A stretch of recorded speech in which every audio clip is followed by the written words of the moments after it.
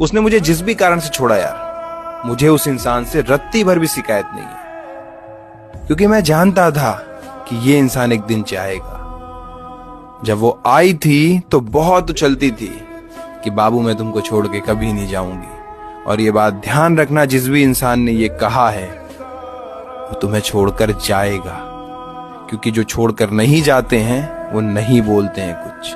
तुम उनसे कितना भी पूछो वो बोलेंगे ही नहीं कुछ।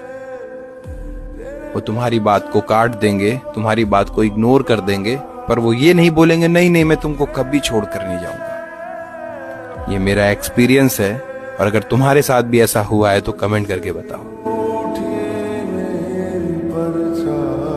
उसने मुझे जिस भी कारण से छोड़ा यार, मुझे उस इंसान से रत्ती भर भी शिकायत नहीं है, क्योंकि मैं जानता था कि ये इंसान एक दिन चाहेगा।